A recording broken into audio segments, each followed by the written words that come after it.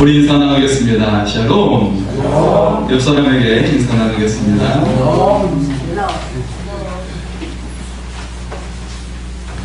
예, 12월이 시작되었습니다. 우리 12월 달에 여러분 아름다운 열매를 맺는 은혜의 시간이 될 수 있기를 소원합니다. 네, 유머인데요. 수사자와 거북이가 달리기 시작을 했다고 합니다. 네. 사자는 거북이한테 거북이 너무 불쌍하니까 한마디를 했어요. 거북아, 웬만하면 가방 좀 벗고 뛰어. 그랬답니다. 네. 거북이는 대답도 하지 않고 부지런하게 뛰고 있었습니다. 잠시 후 사자는 다시 거북이에게 말을 했어요. 거북아, 가방 좀 벗고 뛰어. 네. 거북이는 사자를 한번 보더니 말없이 또 뛰기 시작했어요. 또 사자는 거북이를 또 마음을 긁으면서, 속을 긁으면서 또 말하는 거예요. 거북아, 가방 좀 벗고 뛰라니까! 그러는 거예요. 이제는 거북이가 화가 났어요. 그래서 사자를 바라보며 말을 했습니다. 너 나 잘해. 너 나 머리나 묶고 뛰어. 라고 말을 했다고 합니다. 네, 여러분 수사자가 머리에 갈기가 있죠. 네, 너 나 잘해. 너 나 머리나 묶고 뛰어. 이렇게 말을 했다고 합니다. 여러분 인생을 나아감에 있어서 여러분을 무겁게 하는 그런 짐들이 있습니까? 예. 그래서 그 짐을 메고 가야 하는 그런 힘겨운 그런 삶의 여정이 있습니까? 혹은 여러분을 얽어매는 그런 장애물들이 있습니까? 그런 것들이 모두 다 사라질 수 있기를 소원합니다. 어떻게 하면 사라질 수 있을까요? 바로 주님께 기도로 나아갈 때 그 모든 것들이 사라질 줄 믿습니다. 그래서 여러분을 짓누르지 못할 줄 믿습니다. 그래서 여러분을 무겁게 하지 않을 줄 믿습니다. 여러분, 기도가 여러분에게 무엇입니까? 기도는 여러분에게 무엇이 될까요? 운전대가 됩니까? 아니면 예비 타이어가 됩니까? 기도가 여러분의 인생의 기둥이 됩니까? 아니면 그냥 부뚜막에서 불을 지피는 불쏘시개에 불과합니까? 기도가 여러분의 인생의 운전대가 되어질 때 큰 은혜가 임할 줄 믿습니다. 갑절의 은혜를 넘어서서 10배의 은혜, 100배의 은혜가 임할 줄 믿습니다. 오늘은 주의 기도에 대한 말씀이죠. 5개의 주제로 해서 12월 달에 함께 나누고자 합니다. 우리가 올해 주제가 무엇이었죠?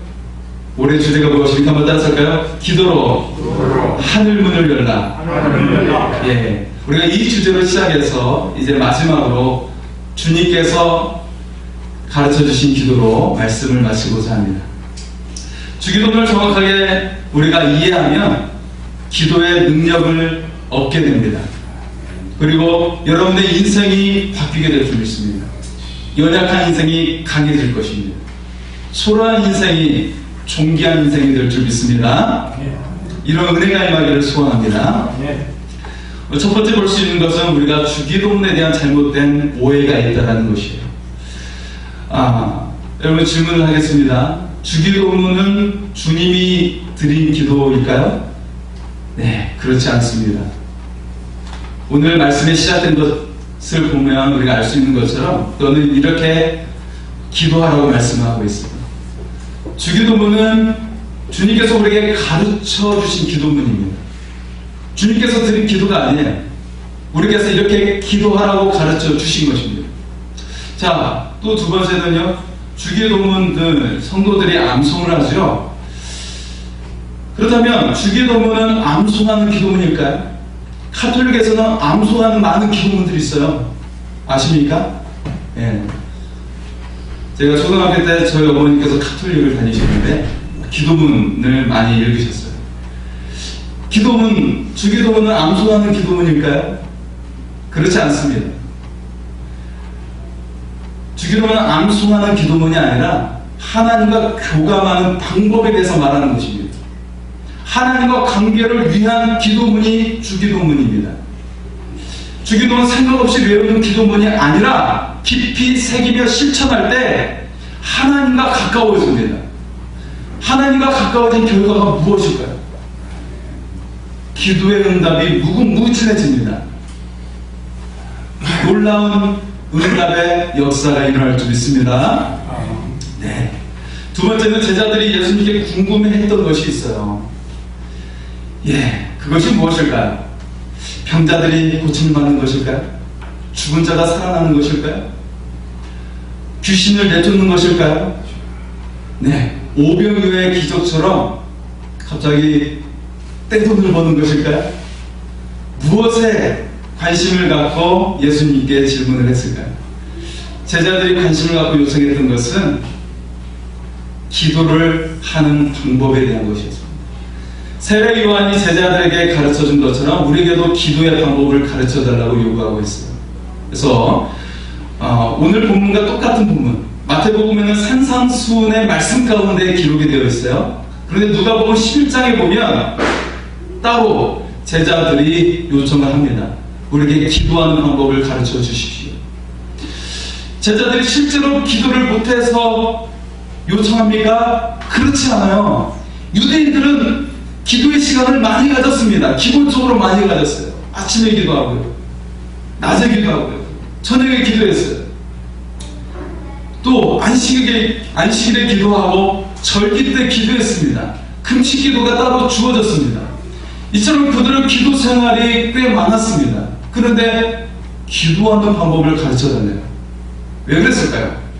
그들의 기도가 매우 형식적이었기 때문이었어요. 그런데 예수님의 기도는 달랐어요. 능력이 있었어요. 그것을 보고 기도의 방법을 가르쳐달라고 하는 것입니다. 예수님은 수많은 기적을 일으켰어요. 그리고 그 기적의 근원이 어디인가를 제자들은 알았습니다. 예수님의 그 기적의 근원이 바로 기도에 있었다는 거예요. 예수님은 새벽에 기도했습니다. 낮에도 기도했어요. 그리고 밤 늦은 시간에도 기도했습니다. 수많은 병자를 고치시고 그 지친 사역의 와중에도 주님은 따로 기도라고 하셨어요. 그 지친 사역을 마치면, 그 일이 마치면 여러분 어떻게 합니까? 맛있는 거 먹고 그렇게 하겠죠. 친한 사람 만나면서 대화를 나누고 아마 그럴 겁니다. 그런데 주님은 제자의 함께하는 자에서 잠깐 떠나서 하나님을 만나는 자리로 따로 가셨어요. 골방의 자리로 들어가셨어요. 그런 것들을 지켜봤을 때 주의 능력의 근원이 바로 기도이구나 제자들은 알았어요. 그래서 우리에게도 그 능력의 그 기도하는 방법을 가르쳐 주십시오. 그것이 바로 주기도문입니다. 의미 없이 암송하는 게 아니에요.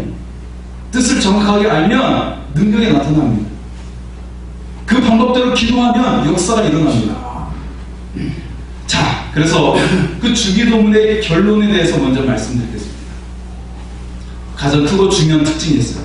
그것은 내 소원을 구하지만 결국 하나님의 뜻을 구하는 기도가 주기도문입니다. 한마디로 이렇게 말할 수가 있어요.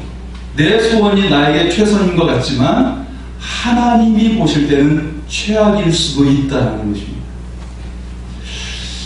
미국에서 10살 먹은 아이가 아빠 차를 운전한 그런 뉴스가 떴어요. 다행히 사고는 나지 않았답니다. 아이가 운전을 잘했는 거예요. 사고는 나지 않았어요. 그런데요, 한국에서 고등학생들이요 렌트카를 빌려가지고 과속을 했어요. 올해 초에 있었던 사건이죠. 고등학생들이 직사했어요. 그들에게는 그들의 소원은 운전하는 것이었겠죠. 차를 모는 것이었을 것입니다. 그것이 최선인 것처럼 보여졌어요. 그들을 위한 최선의 즐거움처럼 느껴졌습니다. 하지만 그 결과는 최악이었습니다. 우리 인생에도 돈, 자동차, 어떤 물건, 집, 직장 이런 것이 최선인 것처럼 보여집니다.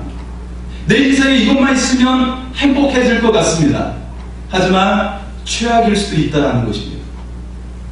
예수님은 자신의 소원이 아니라 하나님의 소원을 구했습니다. 가장 대표적인 자리가 겟세마네의 기도입니다. 예수님의 소원은 고난의 잔을 마시지 않는 것이에요. 십자가를 지지 않는 것이었습니다. 그러나 내 뜻대로 하지 마옵시고 아버지의 뜻대로 되기를 원하나이다 하고 마지막에는 그렇게 기도했습니다. 예수님의 소원이 이루어졌다면 고통을 피하셨을 것입니다. 채찍도 십자가도 지실 필요가 없습니다. 자신의 생명 희생할 필요 없습니다.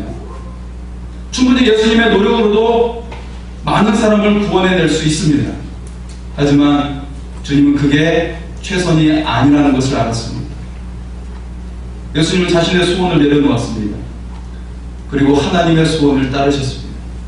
그랬더니 나 혼자만의 생명 혹은 내 주변의 몇 명의 생명이 아니라 온 인류를 구원하는 역사가 일어난 줄 믿습니다. 우리도 마찬가지입니다. 내 소원이 당장에 유익이 될 거예요. 그러나 하나님께 순종하시기를 소원합니다. 하나님의 음성을 듣고 따르시기를 바랍니다. 그러면 내 생각을 뛰어넘는 역사가 일어날 줄 믿습니다. 여러분, 교회가 비교할 수 없는 일이 일어날 줄 믿습니다. 네 번째는 오늘 말씀에 하늘에 계신 하나님으로 기도하고 있어요. 하늘에 계신 하나님. 주기도문의 시작이죠.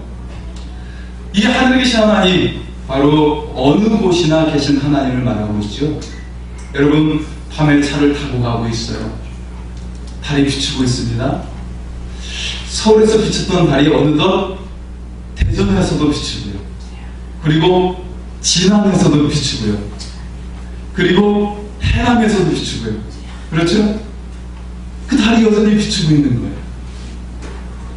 어느 곳이나 계신 하나님, 하늘에 계신 하나님을 말씀합니다. 또 하지만 우리에게 멀리 계신 하나님이에요.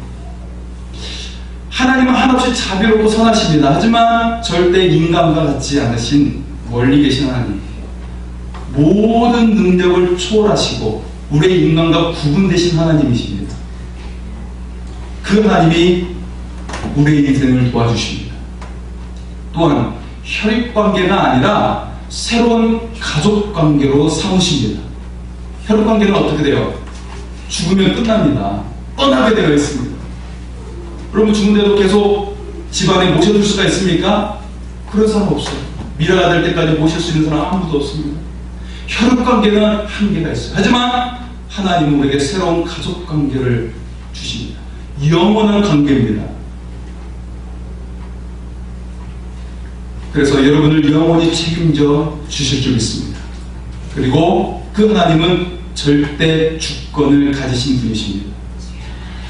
모든 역사를 주도하십니다. 여러분의 인생을 주도하십니다. 그 인생이, 그 하나님께서 여러분의 인생을 인도해 주실 줄 믿습니다. 그리고 다섯 번째는 우리 아버지여 라고 기도하고 있죠. 예수님은 제자들에게 하나님을 부르게 하셨어요. 어떻게 부르게 하셨어요? 우리 아버지. 근데 이것은 당시로서는 충격적인 사건입니다. 혁명적인 사건입니다. 유대인들은 하늘에 계신 아버지란 표현을 사용했습니다. 유대인들도 사용했지만 그들의 개념은 이스라엘 백성의 아버지란 개념이에요. 우리 민족의 아버지라는 개념입니다. 개개인의 아버지란 표현 절대 못 씁니다. 이거는 신성모독죄입니다. 신성모독죄예요. 사형을 당할 수가 있습니다. 내 아버지라고 절대 못 써요. 아람어 아빠라는 표현 절대 못 씁니다. 근데 하나님 주님께서는 전혀 다른 개념을 우리에게 선포하고 계신 것입니다. 개인의 아버지라고 부르게 하신 거예요. 아버지라고 부르게 하신 것입니다. 아주 혁명적인 일을 우리에게 일으켜 주신 것입니다. 여러분, 그렇다면 질문하겠습니다. 여러분에게 하나님이 여러분의 아버지가 되십니까? 예. 하지만 이것 또한 우리가 잘못 알고 있는 것입니다. 절대 그렇게 될 수가 없습니다. 불가능합니다. 우리는 스스로 하나님을 나의 아버지, 아버지로 부를 수 없어요. 예수님도 복음서에서 나의 아버지는 불가능함이 없으시고 구원을 베푸시고, 하지만 너의 아버지는 하고 하면서 구분하셨습니다. 구분해서 말씀하셨어요. 그런데 오직 한 가지를 전제하며 말씀하십니다. 예수님과 우리의 관계 속에서 우리도 하나님을 아버지라고 부를 수 있게 하셨어요. 그 전제가 무엇일까요? 예수님이 나의 구원자라는 그 믿음 속에서 가능하게 하셨습니다. 바울은 로마서 8장 15절과 갈라디아서 4장 6절에 말합니다. 예수님의 영을 가진 사람을 하나님을 아버지라고 부르게 했다라고 말씀합니다. 예수님의 영을 가진 사람이 하나님을 아버지, 나의 아버지라고 부를 수 있게 했다라는 거예요. 예수님의 영이 무엇입니까? 성령님이세요. 성령님을 통해서 성령님이 임한 사람, 그 사람은 하나님이 여러분의 아버지가 되는 거예요. 그렇지 않은 사람은 아버지가 아니에요. 그렇기 때문에 기도를 못하는 겁니다. 나의 아버지라고 믿지 못하기 때문에 기도를 못하는 거예요. 그냥 못하는 것이 아닙니다. 초대교회는 예수님의 영을 통해 하나님을 아버지라고 부르습니다. 오늘 우리도 예수님의 영을 통해 하나님을 아버지라 부를 수 있습니다. 하나님을 아빠라고 부를 수 있어요. 우리는 재투성이지만 예수님의 공로로 구원을 받은 것입니다. 예수의 공로로 하나님을 아빠라고 부르게 되었습니다. 우리는 하나님의 자녀가 되었어요. 하나님의 보호 아래 거하고 있습니다. 이제 아버지의 뜻을 따라야 합니다. 그의 온전하심을 따라 온전해야 합니다. 그래서 우리도 왕의 자녀로서 살아갈 수 있기를 바랍니다. 왕의 자녀, 그 사명을 감당하며 하나님 나라를 위해 살 수 있기를 소원합니다. 자, 그런데요, 마지막에 여러분에게 나누고 싶은 것은 바로 만민이 기도하는 집입니다. 우리는 한 명씩 하나님께 구합니다. 절대 주권을 가지신 하나님을 통해 기도하는 것입니다. 우리는 나의 아버지께 구합니다. 나의 가족이 되시며 영원토록 보호하시는 나의 아버지께 구하는 것입니다. 성경은 성전이 만민이 기도하는 집이라고 말하고 있어요. 구약에서는 이 집이 성전을 가리킵니다. 그런데 신약에서는 특정한 장소와 건물이 아닙니다. 예수를 통해 어디에서든지 이루어지는 것입니다. 사도행전 17장 24절은 말합니다. 우주와 그 가운데 있는 만물을 지으신 하나님께서는 천지의 주제신 손으로 지은 전에 계시지 아니하시고 어느 곳이나 되십니다. 베드로전서 2장 9절 예수는 나라라고 선포하고 있습니다. 하나님 앞에서 우리 한 사람 한 사람은 기도하는 집입니다.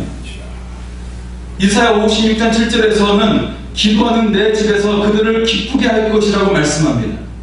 여러분 왜 기쁨이 없을까요? 돈을 많이 벌었어요. 집도 샀어요.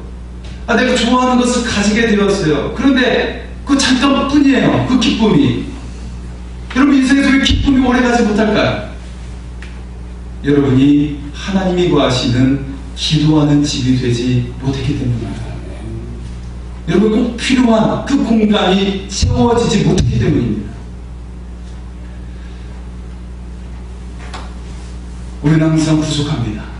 항상 돈이 부족하고 물질이 부족하고 문제가 끊이지 않고요. 자녀들에 대한 염려가 끊이지 않습니다. 염려의 줄을 끊을 수가 있습니다. 염려를 버리고 하나님의 약속을 받으시기 바랍니다.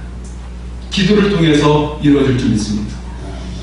아직도 수많은 문제로 삶이 힘이 드십니까? 삶이 풀리지 않아서 답답하고 힘이 드십니까? 괴롭습니까? 하나님이 거하시는 기도의 집이 되어야 합니다. 주의 기도는 우리에게 기도하는 집이 되는 법을 가르쳐 주는 것입니다. 그래서 여러분의 인생의 집이 기쁨이 넘칠 줄 믿습니다. 축복이 가득할 줄 믿습니다. 하나님은 말씀으로 존재하세요. 친밀한 기도의 방에 말씀과 함께 들어가야 합니다. 여러분 기억하시기 바랍니다. 최고의 응답은 귀를 기울여 들을 때 일어나는 것입니다. 그것이 바로 하나님의 말씀입니다. 기도에서 언제나 중요하신 분은 예수 그리스도이시죠. 예수님만이 우리를 하나님께 인도합니다. 예수님만이 하나님의 능력이 우리의 삶 가운데 나타나게 하십니다. 그래서 예수님의 이름으로 기도하는 것입니다. 여러분 기도의 자리는 장막을 펴는 것입니다. 하나님이 임재하시는 곳입니다. 바로 여러분이 하나님과 함께하는 가족의 방이 되는 것입니다. 하늘에 계신 우리 아버지여 라고 기도할 때 가족의 방이 열리게 됩니다. 그리고 나라가 임하오시며 하나님의 나라가 선포되어지는 것입니다. 선포의 방으로 가게 되는 것입니다. 여러분의 가족의 방은 어떻습니까? 여러분이 거하는 방은 어때요? 안락함이 있죠? 친근함이 있고요. 바깥에서 그 추위 떨고 온 우리의 몸을 따뜻하게 하는 온기가 있습니다. 가족이 있습니다. 우리의 배를 채울 양식이 있어요. 익숙한 향기가 있고요. 여기에 모든 풍족함으로 채워주시는 집이 바로 하나님이 계신 집입니다. 바로 무릎을 꿇고 기도하는 여러분 자신입니다. 여러분 자신이 바로 하나님과 함께하는 가족의 방입니다. 그곳에서 하나님은 언제나 볼 수가 있어요. 아무리 바빠도 만나주십니다.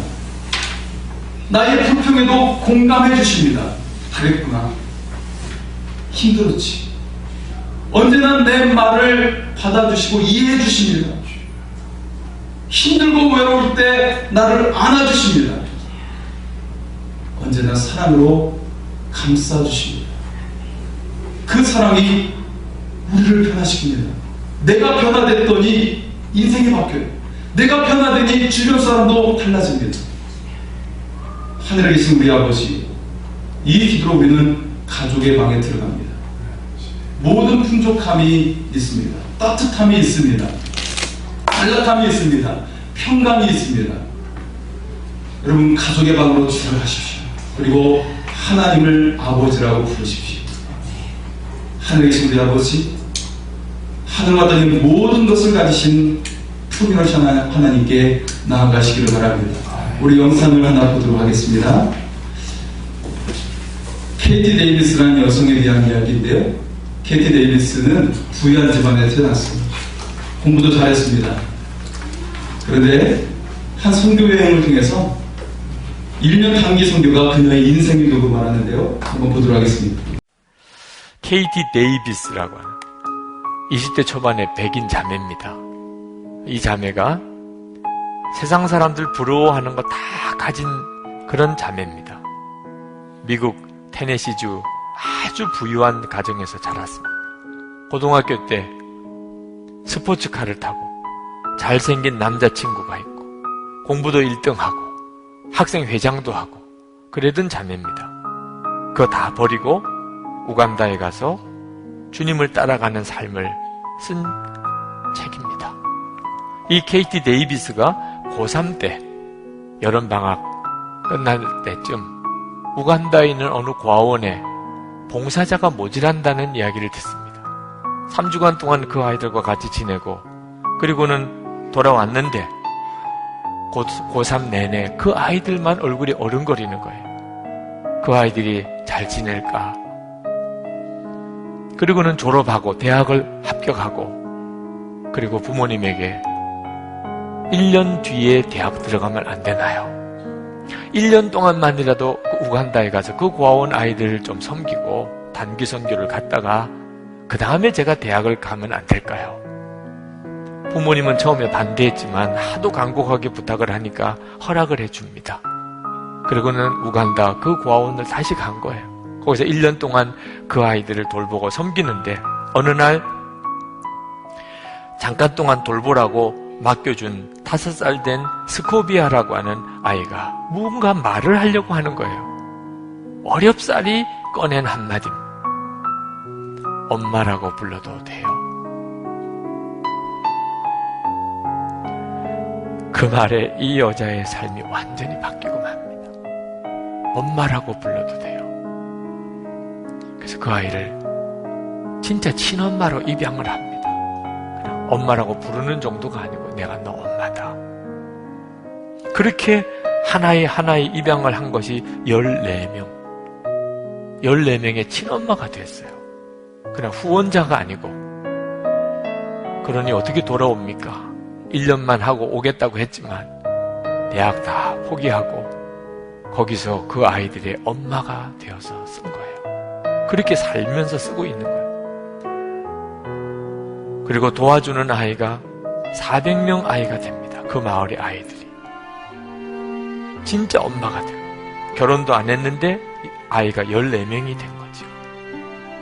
때때로는 고국에 있는 가족이 보고 싶고 남자친구가 보고 싶고 너무너무 외로워서 울기도 하고 어느 날은 방에 생쥐가 들어왔는데 무서워서 침대에서 내려오지도 못하고 아이들 상처난 것을 치료해 주다 보니 벌레가 그 아이 몸속에다가 알집을 심어놓은 걸 알고 그걸 파내기도 하고 기저귀 갈아주다 보니 지렁이 같은 기생충이 나오는 걸 보고 이런 형편에서 그 아이들을 돌봐야 되는 겁니다.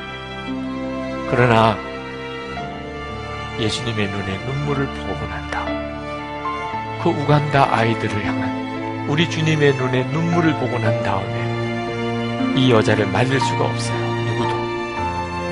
이 케이티는 엄마로 통합니다. 우리 집의 천사들은 나를 엄마라 부른다. 기아와 질병 등으로 엄마를 잃은 400명의 마을 아이들도 나를 엄마라고 부른다. 하도 많은 아이가 엄마라고 불러대니까 이젠 집 근처에 사는 마을 어르신들까지 나를 엄마라고 부른다. 많은 아이의 엄마.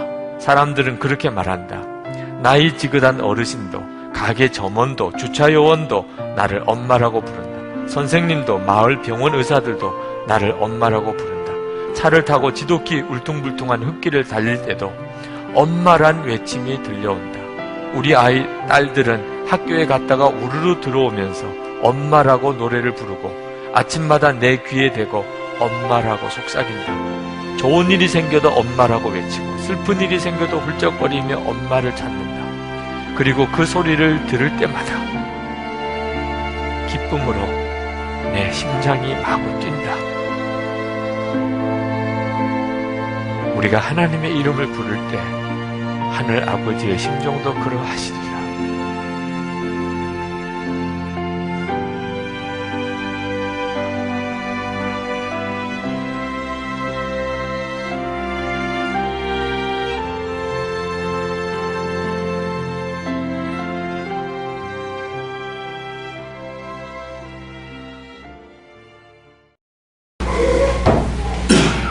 엄마라고 불러도 돼요.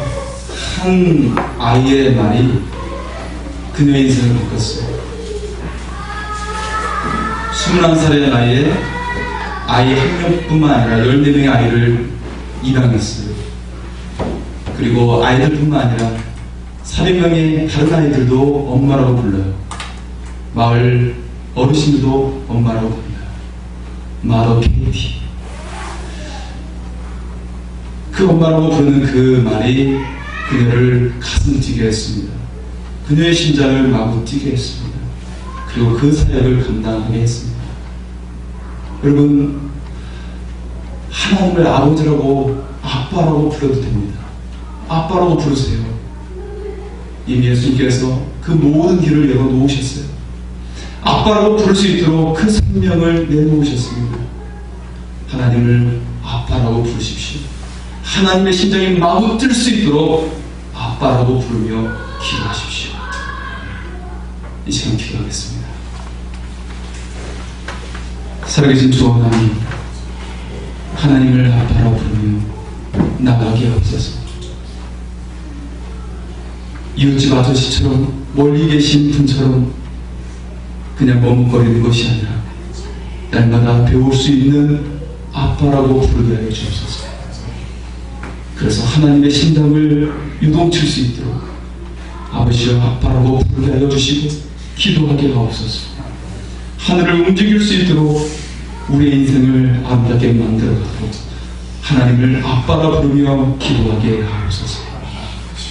아버지 하나님께 날마다 나아가는 그 친밀함 속에 주님께 나누는 그 가족의 방으로 들어가게 하옵소서. 주님을 찬양하며 예수님으로 기도하옵나이다.